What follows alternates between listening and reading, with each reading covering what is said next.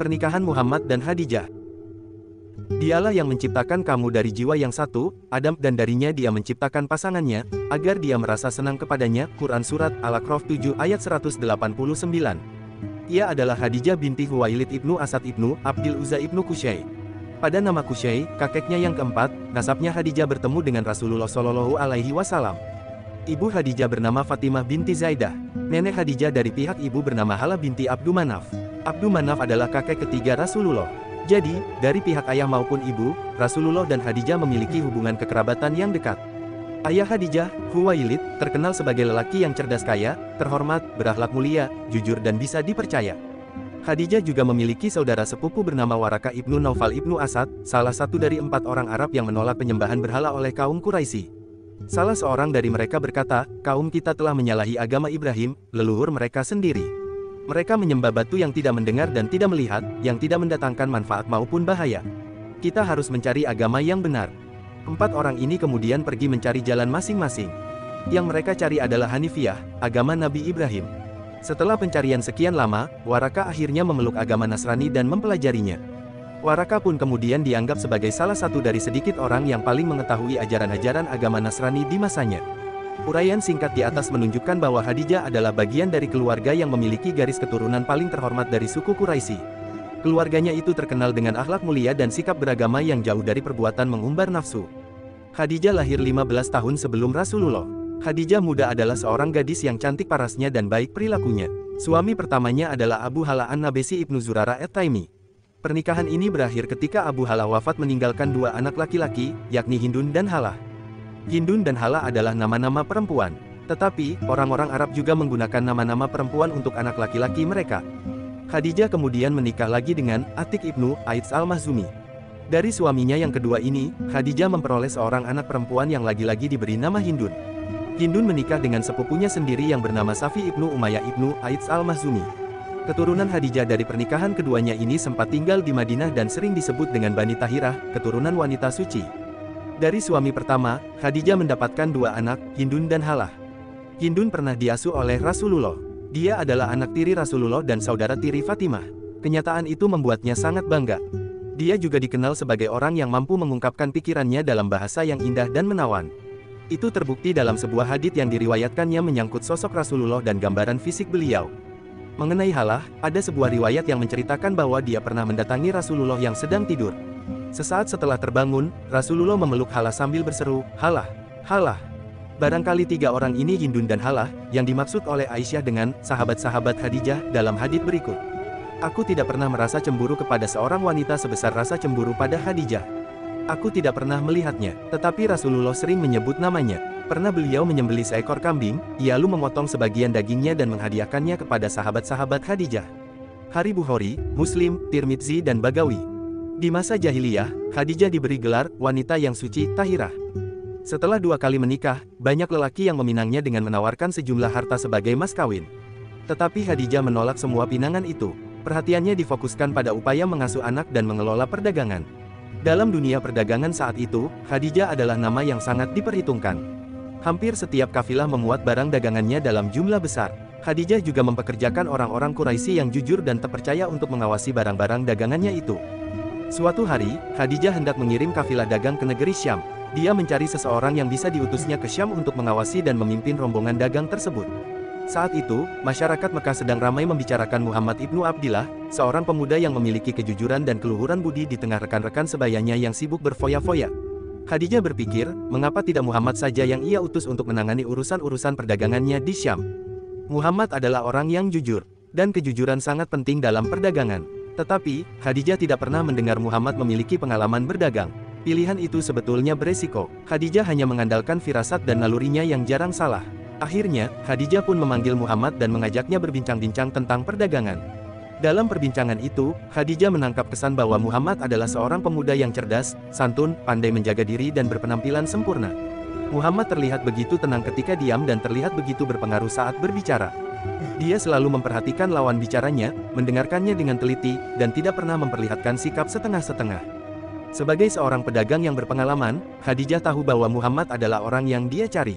Khadijah berkata, aku memanggilmu berdasarkan apa yang kudengar dari orang-orang tentang perkataanmu yang jujur, integritasmu yang terpercaya, dan akhlakmu yang mulia. Aku memilihmu dan kubayar engkau 2 kali lipat dari apa yang biasa diterima oleh seseorang dari kaummu. Muhammad menerima tugas itu dengan senang hati. Khadijah juga mengamati gambaran fisik Muhammad. Cara dia berjalan menunjukkan rasa percaya diri yang tinggi. Posturnya seimbang. Tidak terlalu pendek dan tidak terlalu tinggi, tidak terlalu gemuk dan tidak pula terlalu kurus. Khadijah juga ingat bahwa selama berbincang dengannya, Muhammad selalu menundukkan mukanya. Hanya sekali, seingatnya, Muhammad mengangkat mukanya, yaitu ketika Khadijah menawarkan tugas menjalankan urusan perdagangan di Syam. Saat itu, Muhammad tersenyum, mengangkat mukanya sedikit dan mengucapkan terima kasih, lalu kembali menunduk. Muhammad memiliki kening yang lebar, dagu yang lepas dan leher yang jenjang. Dadanya bidang, matanya indah dan lebar dengan bola mata yang hitam pekat. Giginya putih cemerlang. Agak mengherankan bahwa Khadijah memperhatikan semua itu. Ketampanan dan kegagahan Muhammad memang mampu memikat banyak gadis. Tetapi, bukankah Khadijah memanggilnya untuk urusan bisnis? Tampaknya, Khadijah tertarik pada pribadi pemuda ini. Alangkah lembutnya keindahan yang dipancarkan wajah Muhammad. Alangkah indahnya senyum tipis yang menghias bibirnya. Khadijah merasa bahwa apa yang ramai dibicarakan penduduk Mekah tentang Muhammad bukan isapan jempol belaka. Setelah menerima tugas dari Khadijah, Muhammad bergegas menemui pamannya, Abu Talib, untuk menceritakan tawaran kerja yang baru saja diterimanya. Abu Talib turut bergembira. Dia berkata, ini adalah rezeki yang Allah berikan kepadamu. Hari keberangkatan pun tiba. Penduduk Mekah, termasuk paman-paman Muhammad, beramai-ramai mengantar kafilah ke perbatasan kota. Kafilah pun bertolak menuju Syam. Dalam ekspedisi dagang ke Syam ini, Muhammad dibantu oleh seorang pelayan laki-laki bernama Maisarah. Khadijah berpesan agar Maisarah tidak membantah perintah Muhammad atau menentang pendapatnya. Urusan perdagangan di Syam ternyata berjalan lancar.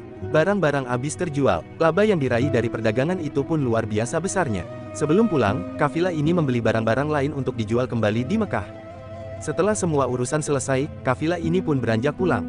Sesampainya di sebuah lembah sekarang terkenal dengan nama Wadi Fatimah di luar Mekah, Maisarah berkata pada Muhammad, pergilah kepada Khadijah. Laporkan semua yang engkau alami dan keuntungan yang engkau peroleh dalam ekspedisi ini. Muhammad lalu maju ke depan bersama para pemuda lain yang baru saja tiba dari perjalanan jauh. Mereka memasuki kota dengan kafilah yang berjalan perlahan-lahan di belakang mereka. Para lelaki menyambut kedatangan mereka di jalan-jalan. Para wanita memandangi mereka dari atas rumah. Saat itu siang hari, Khadijah bersama beberapa wanita lain berada di sebuah ruangan di bagian atas rumahnya. Dia bisa melihat Muhammad yang sedang menunggang unta kecil berwarna merah memasuki kota. Ada 2 malaikat menaunginya. Para wanita itu terkejut. Betapa gagah Muhammad, betapa agung wibawa yang dipancarkannya. Dari jauh ia terlihat begitu indah dan mengesankan. Sebagaimana tradisi yang biasa dilakukan para pembesar Quraisy selepas pulang dari perjalanan dagang, Muhammad pun langsung menuju Ka'bah untuk melakukan tawaf. Setelah itu barulah dia menghadap Khadijah. Kepada Khadijah, Muhammad melaporkan semua hal yang dialaminya di dalam perjalanan, termasuk keuntungan besar yang diperolehnya dan barang-barang dagangan yang dibelinya di Syam. Khadijah menerima laporan itu dengan rasa gembira. Apalagi setelah diketahui bahwa barang-barang yang dibawa dari Syam berhasil dijual kembali di Mekah dengan keuntungan yang berlipat ganda. Di lain kesempatan, Maisarah juga menghadap Khadijah dan bercerita tentang hal-hal aneh yang ditemuinya sepanjang perjalanan. Dia seringkali menyaksikan awan berkumpul menaungi Muhammad yang sedang menunggang unta di padang pasir pada siang yang panas. Suatu hari, tutur Maisarah, Muhammad sedang bernaung di bawah sebuah pohon di dekat tempat pertapaan seorang rahib bernama Nastura. Sang rahib bertanya kepada Maisarah tentang siapa Muhammad. Maisarah menjawab bahwa Muhammad adalah seorang pemuda yang mulia dari suku Quraisy. Sang rahib kembali bertanya, apakah ada tanda merah di matanya? Ya, jawab Maisarah. Rahib itu kemudian berkata, pemuda yang duduk di bawah pohon itu adalah seorang nabi. Pernah pula ada seorang lelaki berselisih dengan Muhammad. Maisarah menduga lelaki itu memang sengaja mencari-cari persoalan. Dia berkata pada Muhammad, bersumpahlah dengan nama Lata dan Uzza. Muhammad menolak dan berkata, aku tidak pernah bersumpah dengan nama keduanya. Engkau benar, lelaki itu pergi begitu saja. Tetapi, di luar pengetahuan Muhammad, lelaki tersebut berkata kepada Maisarah, orang ini, demi Tuhan, adalah seorang nabi. Para pendeta kami telah menerangkan ciri-cirinya berdasarkan apa yang mereka baca dalam kitab suci. Maisarah juga bercerita kepada Khadijah tentang tingkah laku Muhammad di sepanjang perjalanan. Semua itu menunjukkan kejujuran, keluhuran budi dan kelembutan hatinya. Khadijah mulai berpikir dan menimbang-nimbang semua cerita yang didengarnya itu. Dia tahu bahwa semua penduduk Mekah merasa kagum pada Muhammad. Mereka percaya pada kejujuran, integritas dan kebersihan moralnya. Julukan yang diberikan untuknya adalah Al-Amin, orang yang bisa dipercaya. Khadijah sendiri mengakui bahwa Muhammad adalah pemuda yang nyaris sempurna. Khadijah mulai bertanya-tanya, perasaan apa yang ada dalam hatinya ini? Mengapa dia merasa kagum ketika melihat Muhammad memasuki kota Mekah dengan untanya? Tidak salahkah penglihatannya ketika ia menyaksikan sendiri dua malaikat menaungi Muhammad? Rasa girang ketika mendengar Muhammad memperoleh keuntungan besar dari Syam, benarkah rasa itu muncul hanya karena kabar tentang keuntungan finansial tersebut? Bagaimana dia harus menyikapi cerita-cerita aneh yang dikabarkan Maisarah? Semua orang di masa itu, termasuk Khadijah, tentu pernah mendengar ramalan para rahib tentang seorang nabi yang akan muncul di Jazirah Arab. Muhammadkah nabi yang ditunggu-tunggu itu? Dalam perjalanan ke Syam, Muhammad memang berhasil memperoleh laba besar dengan jumlah yang tidak pernah diperoleh oleh siapapun sebelumnya. Apakah itu berhubungan dengan statusnya sebagai calon nabi? Sebetulnya, Khadijah telah mencoba untuk tidak memikirkan pertanyaan-pertanyaan itu. Tetapi, semakin keras dia berusaha melupakannya, semakin sering pikiran-pikiran itu muncul di kepalanya. Dan, anehnya, Khadijah merasa bahagia dengan itu semua. Dia bertanya-tanya, apakah pikiran itu lahir dari rasa kagum yang sama seperti apa yang dirasakan orang-orang Quraisy? Khadijah tidak punya jawaban untuk pertanyaan itu. Khadijah, seorang wanita yang dikenal dengan kecerdasan dan ketajaman pikiran, ternyata tidak bisa menangani persoalan yang terkesan sederhana ini. Di ujung rasa bingungnya, Khadijah pergi menemui sepupunya, Waraka ibnu Naufal. Waraka adalah pemeluk Nasrani sejak muda. Dia seorang asketis yang tekun menyembah Tuhan, menjauhi berhala, dan mempelajari kitab suci agama terdahulu. Mendengar cerita Khadijah, ada kebahagiaan yang aneh dirasakan oleh Waraka. Dia bangkit lalu berkata bahwa berdasarkan kitab suci yang pernah dia baca, Allah akan mengutus seorang rasul terakhir dari anak keturunan Ismail yang lahir di dekat Baitullah. Waraka kemudian diam, dia berpikir sangat serius. Lalu dia katakan, wahai Khadijah, jika apa yang kupikirkan ini benar, maka Muhammad pastilah seorang nabi. Yang kutahu dengan pasti, seorang nabi akan muncul dari bangsa ini. Dan sekaranglah saat kemunculannya. Waraka juga berharap dirinya dikaruniai umur panjang sehingga dia bisa beriman dan mengikuti ajaran-ajaran nabi tersebut serta membelanya menghadapi musuh-musuhnya. Di akhir pembicaraan, Waraka melantunkan syair berikut. Bertahan aku dengan ingatan tentang sedih yang melahirkan jeritan hingga engkau, Khadijah, datang padaku berapa lama, Khadijah, aku menunggu. Perbincangan dengan Waraka menimbulkan kesan mendalam di hati Khadijah. Dia kembali berpikir tentang Muhammad, pemuda yang mengagumkan itu. Dia bertanya, apakah kekaguman masyarakat kepada Muhammad tersebut adalah bagian dari skenario Tuhan untuk melapangkan jalan baginya menjadi nabi. Secara pribadi, Khadijah juga berpikir tentang apa yang sebetulnya menghubungkan dirinya dengan Muhammad. Mengapa bayangan Muhammad selalu muncul siang dan malam tanpa ia kehendaki? Telah banyak pinangan lelaki yang ditolak oleh Khadijah, karena dia berpikir bahwa mereka hanya menghendaki harta dan status sosialnya. Tetapi, Muhammad berbeda dengan mereka. Rasa hormat dan cinta kepadanya tumbuh perlahan-lahan hingga akhirnya mencengkeram hati dan perasaan. Apakah ini juga bagian dari takdir Tuhan? Khadijah bertanya, inikah balasan untuk dirinya dari Tuhan atas perbuatan baik, sifat kedermawanan, serta keteguhannya menjaga diri dan kehormatan? Khadijah percaya sepenuhnya akan kebenaran pernyataan Warakah. Dia tahu bahwa cinta yang tumbuh di hatinya adalah perasaan yang wajar bagi wanita mulia yang mendambakan seorang pendamping hidup yang dapat dipercaya. Bahkan dia juga meyakini bahwa rasa cinta itu adalah anugerah Tuhan kepada dirinya, bahwa Tuhan menghendakinya untuk terlibat dalam rencana besarnya bagi manusia. Akan tetapi, Khadijah juga sempat ragu. Pantaskah dia menikah dengan Muhammad? Selama ini diyakininya bahwa dia harus menjadi tuan bagi dirinya sendiri. Karena itu dia menolak semua pinangan yang datang, ia lebih memilih untuk hidup bersama anak-anaknya serta memusatkan perhatiannya pada perdagangan. Apa yang akan dikatakan para pemuka Quraisy jika mereka mendengar Khadijah meminang seorang pemuda untuk dirinya sendiri? Dalam tradisi Arab, seorang wanita hanya boleh menunggu lamaran dari laki-laki. Tetapi Khadijah bukan lagi seorang perawan muda yang tidak berpengalaman. Sebaliknya, Khadijah justru telah mempekerjakan banyak laki-laki untuk menangani urusan-urusan bisnisnya. Apa salahnya dia memilih sendiri laki-laki yang bisa mendampingi dan membahagiakannya? Berbekal pengalamannya dalam dunia perdagangan, Khadijah juga tahu bahwa keteguhan dan inisiatif adalah dua hal yang sangat menentukan kesuksesan. Khadijah sendiri adalah wanita yang sangat teguh memegang pendiriannya apabila dia yakin bahwa hal itu baik dan benar. Keteguhan dan inisiatif itu yang membuatnya memilih dan mengutus Muhammad ke Syam. Apa salahnya jika dia memilih Muhammad untuk menjadi pendamping hidupnya? Akhirnya, meski sempat ragu, Khadijah kemudian memutuskan untuk menikah dengan Muhammad dan mengambil inisiatif untuk meminangnya. Tetapi, masih ada satu pertanyaan yang harus ia jawab, siapa yang bisa menjamin bahwa Muhammad akan menerima pinangannya? Khadijah adalah wanita yang kaya, cantik dan berstatus sosial tinggi. Dia masih mempesona bagi banyak laki-laki. Di sisi lain, Muhammad bukanlah lelaki yang rakus dan gampang tergoda oleh hal-hal yang bersifat lahiriah. Tetapi, Khadijah tahu bahwa walau bagaimanapun, Muhammad tetaplah seorang pemuda. Adalah haknya untuk mencintai seorang gadis yang sebaya. Dengan mempertimbangkan hal-hal tersebut, Khadijah memilih untuk menggunakan sebuah siasat. Ia mengutus seorang wanita yang ia yakini kemampuan dan loyalitasnya untuk secara diam-diam melakukan pendekatan awal kepada Muhammad. Wanita yang dipercayainya untuk mengemban tugas itu adalah Nafisah binti Umayyah yang masih terhitung kerabat dekat Muhammad dan saudari seorang lelaki yang kemudian menjadi salah satu sahabat Nabi yang terkemuka, ialah Ibnu Umayyah. Nafisah mendatangi Muhammad dan menasehatinya seperti seorang ibu menasehati anaknya. Dicobanya untuk meyakinkan Muhammad tentang pentingnya menikah. Muhammad menjawab bahwa dirinya hanya orang miskin yang tidak punya apa-apa untuk diberikan kepada wanita yang akan menjadi istrinya. Nafisah membantah hal itu. Menurutnya, kemiskinan bukan halangan untuk menikah. Apalagi Muhammad telah lama dikagumi penduduk Mekah karena akhlak dan kejujurannya. Karena itu, menurut Nafisah, semua orang tua tentu mengharapkan Muhammad datang meminang putri mereka. Setelah Muhammad bisa diyakinkan tentang pentingnya menikah, barulah Nafisah menyatakan bahwa wanita yang paling patut menjadi istrinya adalah Khadijah.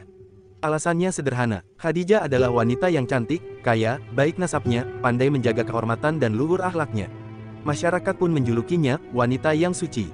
Mengetahui pilihan Nafisah, Muhammad pun terkejut. Menurutnya, Nafisah berlebihan. Dari mana dia akan memperoleh harta untuk membayar mahar Khadijah? Nafisah menjawab bahwa kalau Muhammad setuju untuk menikah dengan Khadijah, urusan mahar tidak perlu ia pikirkan.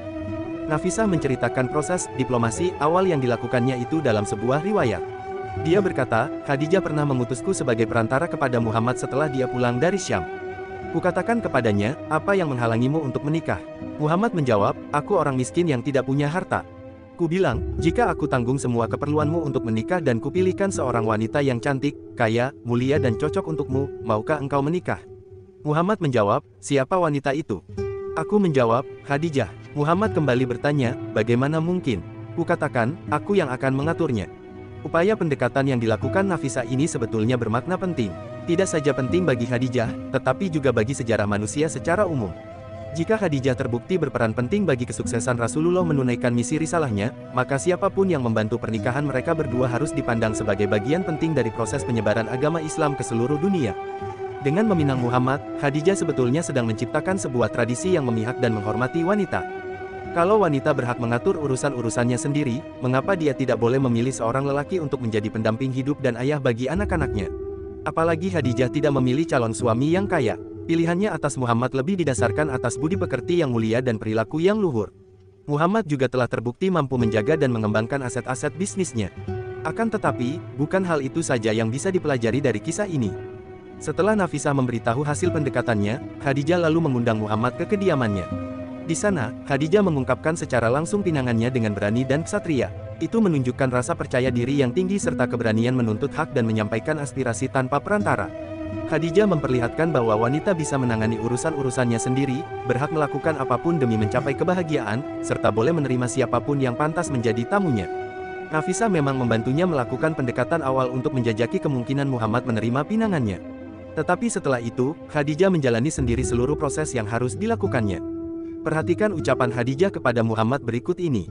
Wahai anak pamanku, aku berhasrat menikah denganmu atas dasar kekerabatan, kedudukanmu yang mulia, akhlakmu yang baik, integritas moral dan kejujuran perkataanmu. Muhammad menerimanya, dan hati pernikahan yang ditunggu-tunggu itu pun datang. Muhammad didampingi oleh Bani Hashim yang dipimpin oleh Abu Talib dan Hamzah. Ia juga bersamanya Bani Mudar. Sedangkan Khadijah didampingi oleh Bani Asad yang dipimpin oleh Amr ibnu Asad. Pidato pernikahan disampaikan oleh Abu Talib. Dia menyampaikan, segala puji bagi Allah yang telah melahirkan kita sebagai anak keturunan Ibrahim dan Ismail. Segala puji baginya yang telah menjadikan kita penjaga rumahnya dan pemelihara tanah sucinya. Dia yang menjadikan kediaman kita aman dan diziarahi banyak orang. Dia pula yang membuat kita berkuasa atas orang-orang. Keponakanku ini, Muhammad ibnu Abdillah, tidak bisa dibandingkan dengan pemuda manapun, ia pasti mengungguli mereka. Ia memang tidak kaya, tetapi, bukankah kekayaan akan berubah dan hilang? Dan kalian tahu di dalam keluarga seperti apa Muhammad dilahirkan. Hari ini, Muhammad menikahi Khadijah binti Khuwailid dengan mahar yang seluruhnya menjadi tanggunganku.